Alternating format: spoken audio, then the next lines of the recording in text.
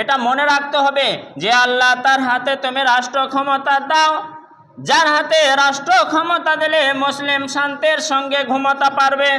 হে আল্লাহ তুমি তার হাতে পশ্চিম বাংলার ক্ষমতা দাও, যার হাতে ক্ষমতা দিলে কোরআন একেবারে অক্ষুণ্ণ থাকবে, কোরআনের বেজ্জতি হবে না।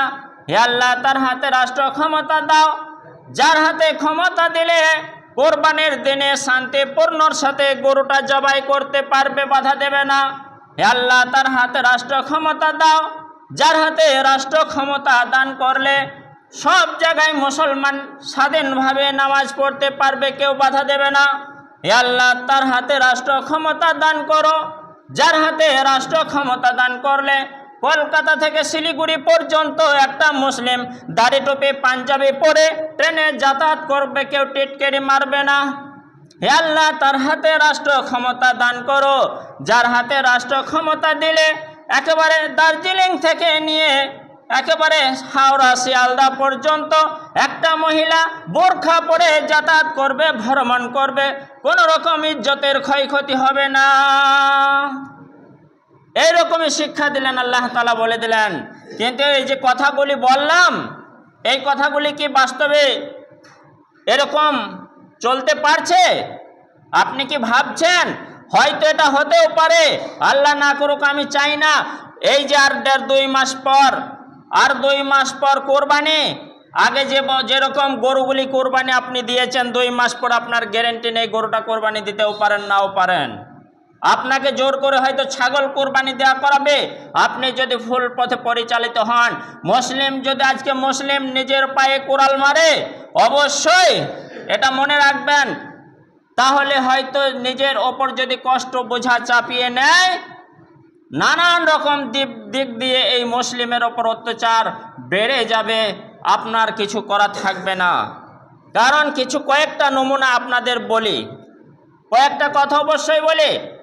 আজকে একটা নিরীহ মানুষ, অসহায় মানুষ আপনাকে কি বলে যে আপনাকে যদি এখন ভারতের নাগরিকত্ব প্রমাণ করেন, ভোটার লিস্টে নামটা যদি আপনাকে দেখাতে হয়, জন্ম সার্টিফিকেটটা দেখাতে হবে, আর স্কুল সার্টিফিকেটটা, এই দুটো জিনিস কমন, আমাদের গরিব মানুষও পারবে, দেখাতে হবে। কিন্তু যে সময় আমাদের জন্ম হয়েছে সে সময় অহরহ জন্ম সার্টিফিকেট প্রথা চালু ছিল না পাড়া গ্রামে। আর পড়াশোনার ব্যাপারে বাবারা সংসার চালিয়েছে, 2, 3, 5টা সন্তান, সবাইকে মাধ্যমিক পর্যন্ত পড়াইতে পারেনি। মাধ্যমিক পর্যন্ত না পড়ালে স্কুল বোর্ডের সার্টিফিকেট আমার কেমন করে থাকবে? তাহলে যদি এই দুটো জিনিস না থাকে, তাহলে আমি কি বাংলাদেশ থেকে এসেছি বাংলাদেশে?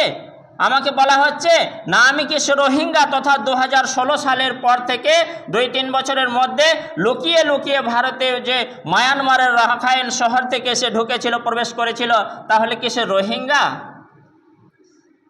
মনে রাখবেন, হয়তো আপনার গ্রামে খুবই সংখ্যাটা কম, তাই যে গ্রামে 900-1000 লোকের মধ্যে 300, 400, 500 বাদ দিয়ে দিয়েছে, তাদের রাতের ঘুমটা ঠিকমতো আর হয় না।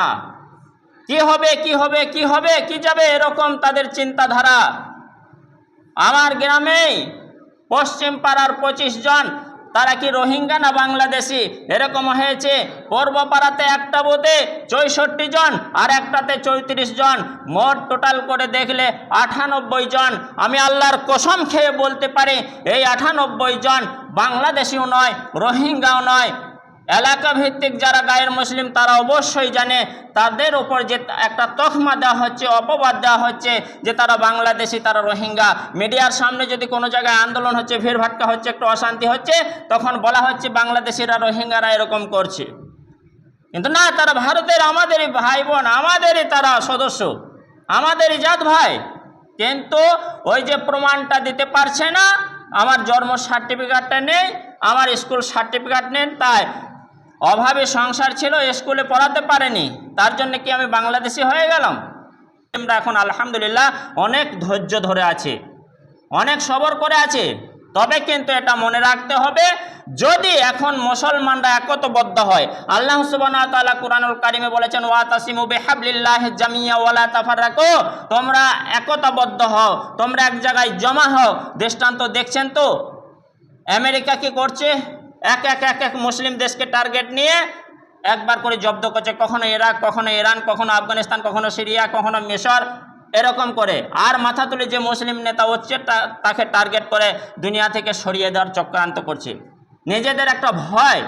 তো এই যে মুসলিম রাষ্ট্রগুলি যদি এক থাকতো এতটা চাপ হতো না।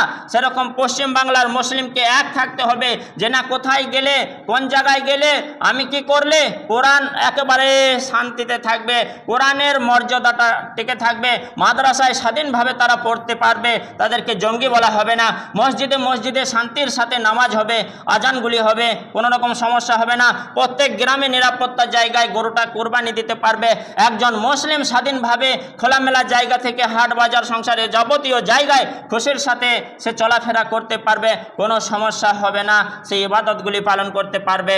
এইরকম একটা জায়গাতে মুসলিমদেরকে এসে একতাবদ্ধ হয়ে থাকতে হবে। নচেত দৃষ্টান্ত উহুদ যুদ্ধ, সাহাবীরা একতা একবার হয়নি, ঐক্য ছিন্ন হওয়ার কারণে, দল থেকে বিভিন্ন রকম ভাগ হয়ে যাওয়ার কারণে 70 জন সাহাবীকে জীবন দিতে হয়েছিল। ভুলটা শুধু একটু ভুল বোঝাবুঝির কারণে। আল্লাহ রাসূল সাল্লাল্লাহু আলাইহি সাল্লাম বলছেন, সাহাবীরা শুনে রাখো, মনে করে যুদ্ধে যদি আমরা বিজয়ী হয়ে গেছি, আমরা যদি যুদ্ধে জয়লাভও করে গেছি, আমরা যুদ্ধে জিতে গেছি, এরকম তোমরা যদি বুঝতে পারো, তাও কিন্তু এই যে পাহাড়ের পিছনে, দুই পাহাড়ের মাঝখানে যে গলির মতো, কাতারের মতো, কাঁদরের মতো খাল জায়গাটুকু রয়েছে, ঘাটিটা কিন্তু তোমরা ছেড়ে দিও না।